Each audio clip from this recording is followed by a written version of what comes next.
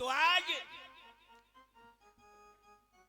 धर्म की बात है, जहां धर्म होता है वहां धन बढ़ता है, और जिस घर का धन पाप में लगता है वो घर कंगाल बनता है, लक्ष्मी निकल जाती है।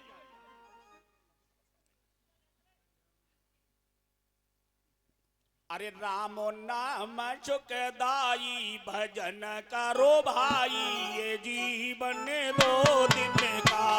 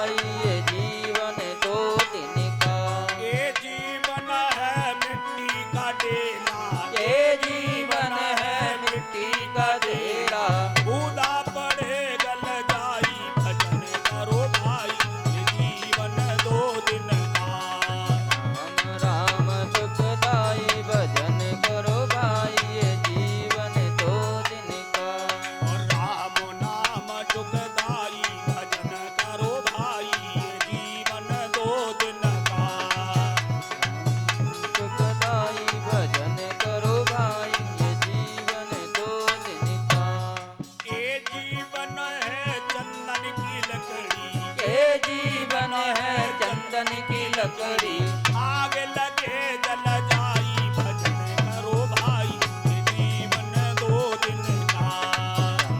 राम दुखदाई भजन करो भाई, ये जीवन 2 दिन का। राम नाम सुखदाई भजन करो भाई, ये जीवन 2 दिन का। राम दुखदाई भजन करो भाई, ये जीवन 2 दिन का। ये जीवन है फूलों की माला, ये जीवन है फूलों की माला, धूप लगे मुरझाई, भजन करो भाई, ये जीवन 2 दिन का।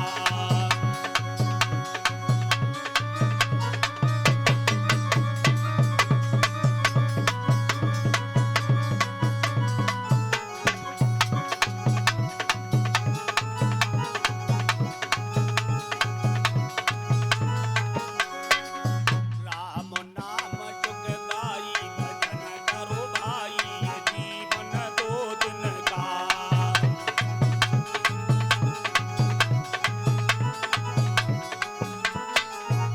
ये जीवन है भूतों की नगरी, ये जीवन है भूतों की नगरी, मार लगे वग जाई, भजन करो भाई, ये जीवन 2 दिन का।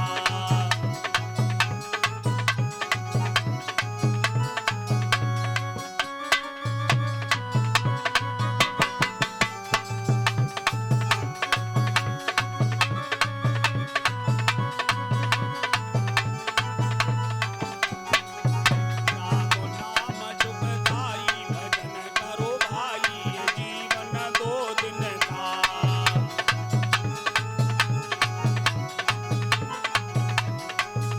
बोलिए श्यामत रामचंद्र की, बोलिए पवन सुत हनुमान की, बोलिए उमापति महादेव की। तो भक्तों, भागवत की कथा तो आज ही विराम हो जाएगी। कथा समाप्त नहीं हो सकती है, आप कितने भी दिन करवाएं। मध्य प्रदेश में जहां भगवान काल महाकाल वास करते हैं, वही के एक सिद्ध पुरुष थे शांतिपन मुनि, और भगवान कन्हैया शांतिपन के यहां पढ़ने के लिए गए थे बलराम के साथ।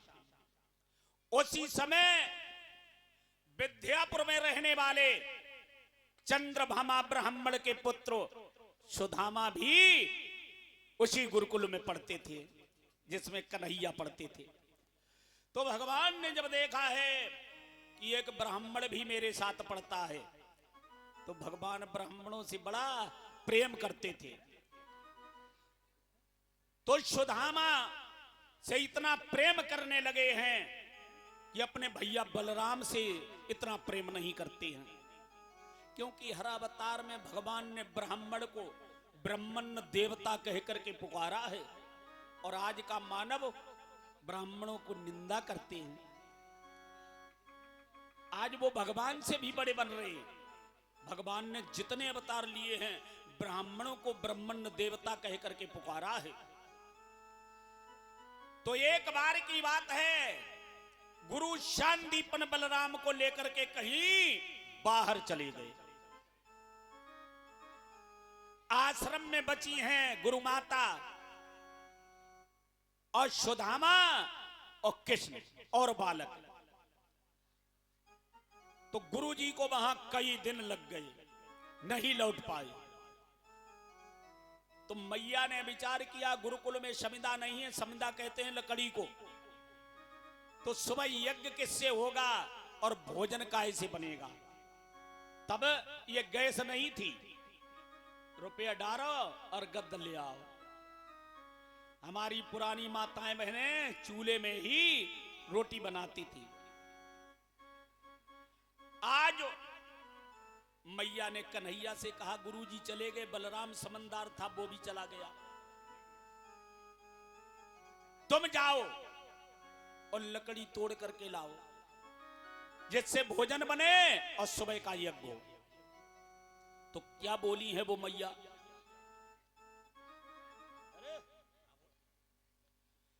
अरे गुरु पत्नी बोली एक रोज मुरलीधर तनिक इधर आओ, मुरलीधर तनिक इधर आओ।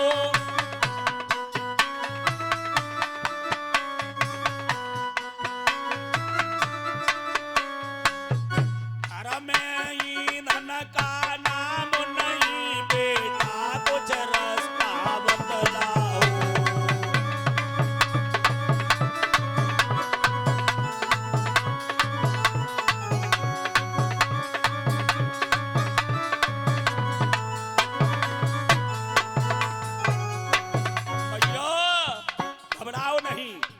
बलराम भैया नहीं है तो मेरे प्राणों के समान ब्राह्मण सुदामा हैं, हम दोनों जाएंगे और लकड़ी तोड़ के लाएंगे। क्या बोले केशव बोले चिंता क्या है, जंगल से तोड़े लाता हूँ, जंगल से तोड़े लाता हूँ।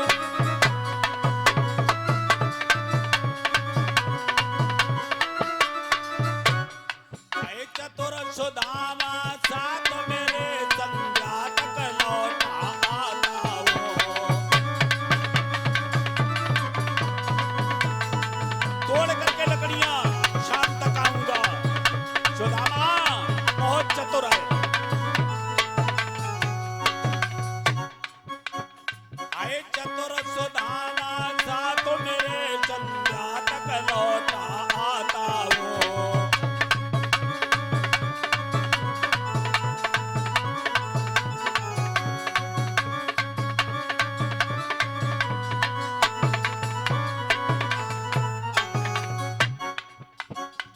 बोली भैया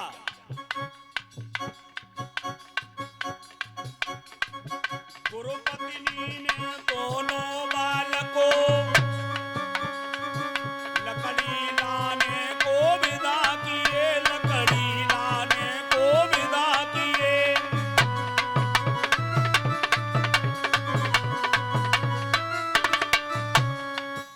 ले जाकर अलग सुदामा को कुछ चला वस्त्र में बांध दिए।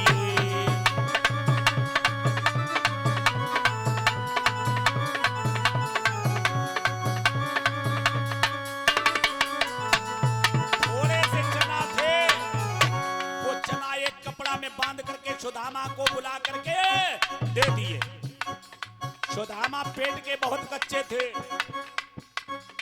बगल में दाब लिए। मैया ने कहा बेटा चल, बोली बेटा लौटियो जल्दो,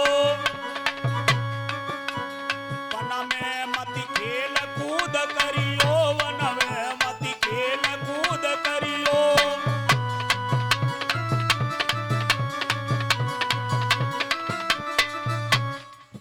लग जाए भूख तो मिलजुल कर थोड़े से चना चबा लियो।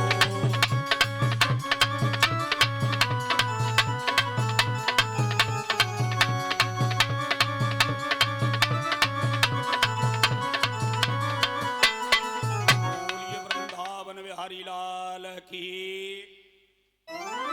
आज कृष्ण और सुदामा को विदा कर दिया है। कृष्ण आगे हैं, सुदामा पीछे हैं।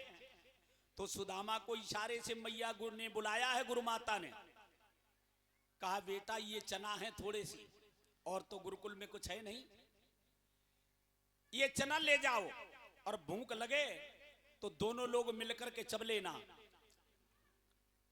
सुदामा ने कहा जरा से चना, और ताऊ में कहती दो जने चब लियो, ये तो हमारे पेट में नहीं पहुंचे हैं। आज चना छिपा लिए हैं, जंगल में पहुंचे, लकड़ी तोड़ने लगे। तो लकड़ी तोड़ते तोड़ते शाम होने को आई है, एकदम से बारिश होने लगी। आज भगवान कन्हैया और सुदामा नहीं लौट पाए। आज प्रभु गुरु की सेवा में वन में फंसे हुए भूखे दुख उठा रही है। सुदामा से कहा एक पेड़ की डाली पर मजबूती से तुम बैठियो और एक पर हम बैठे हैं। आज अपनी अपनी डाली पर बैठे हैं। सुदामा चना बांधे थे तो भगवान कन्हैया ने सोने का नाटक किया। सुदामा ने देखा अब तो खर्राटे पर रहे हैं, थोड़ी बहुत चना चबने की आवाज होगी तो भी पता नहीं लगेगा। पोटरिया खोली और जो झोंक मारी तो चना कितने धीमे चबतों कटा के करें। भगवान कन्हैया कहने लगे वो भैया सुदामा मालूम पता है ये तुम ते कछो कुछ हो तो हम को दो। सुदामा कहने लगा तुम मोटे ताजे हो और हम दुबले पतले हैं, तो है कुछ नहीं, हमारी दांती बज रही। पगड़ी बड़ा बेतुकी है, कर रही हो पहराव जय हमका देखा, हमका पीछे आंखें लगाए ले तो भाई करो जो कुछ करो। डरवाओ तुम्हें पसीना तो ऐसा ही आता पंडित जी के मेहनत कर। अरे तुम जानते ना रोज पसीना आउत है, इतने आउत है गंज घास। आज मेरे भगवत प्रेमियों गुरु की सेवा के लिए शिष्य को बहुत कुछ खोना पड़ता है, तब गुरु की विद्या मिलती है। आज के शिष्य कहते सेवा करनी ना पड़े और गुरु की विद्या पूरी पीने को मिल जाए। हमसे पूछो जब गरीबी थी कथा सीखने के लिए मैनपुरी गुरुकुल में गए थे तो अपने पैसा से अपने किराए से जाते थे और वहां जाकर के अध्ययन करते थे, सुबह शाम गुरु की सेवा करते थे, पैर दबाते थे।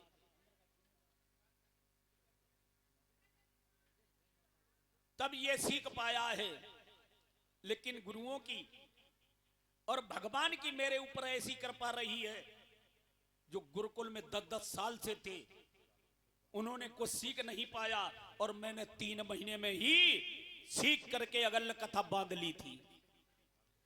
तो मेरे गुरुओं ने कहा था कि धन्य है शिष्य हो तो ऐसा हो। 10-10 सालें बीत गई और इन्हें हवन करना नहीं आता है और 3 महीने में इसने भागवत बांध ली। तो गुरु हमारे बड़े खुश हुए, दिल से आशीर्वाद दिया है। और आज के चेला कात गुरु जी कथा सिखा दियो, हम कहा हाँ तो काका तो रुपया कितने दियो, रुपया कितने दियो। गुरु का गुण बड़ी मुसीबत से मिलता है, लेकिन आज कलयुग में गुरुओं की कमी नहीं है। गली गली गुरु आ फिर चेला मंत्र ले नरक जाओ चाहे स्वर्ग को हमें रुपया दियो। चाहे काऊ को मारो चाहे काटो, हमें 6 महीना बाद 6,000 रुपया दियो। नौकरी है भैया। लेकिन मैंने 10-20 चेला बनाए हैं, उनसे दिन तक की याचना नहीं की कि हमें ये दे दो। लेकिन मेरे भगवत प्रेमियों, क्षत्रिय परिवारों में संस्कार होते हैं। दीपपुर में हमारे 5-6 चेला हैं, बहुत कुछ हमारे लिए करते हैं। अगर गल्ला निकलता है तो एक बोरी पहले निकल जाती है हर चेला के यहां कि ये गुरु जी की है। मांगा कभी नहीं, लेकिन ठाकुरों में ये विशेषता है। और संक्रांति पर और गुरु पूर्णिमा पर दोनों लोगों को कपड़ा और जो भी उनसे बनता है हर चीज देते हैं। तो मेरे भगवत प्रेमियों, मैंने आज दिन तक किसी चेला से कुछ नहीं मांगा। यही प्रार्थना करते रहते हैं कि हमारे शिष्य धरती पर धर्म पर चलें और ये खुशहाल रहें। ये हमारा धर्म है, जिसका अन्न खाते हैं उसके लिए हम भगवान से प्रार्थना तो कर ही सकते हैं। तो मेरे भगवत प्रेमियों, गुरु की सेवा के लिए बड़े दुख उठाने पड़ते हैं। आज पेड़ के ऊपर बैठे हुए कृष्ण और सुदामा कांप रहे हैं। सुदामा ने चना की झोंक मारी है तो कन्हैया ने कहा कुछ खा रहे हो हमें भी दो।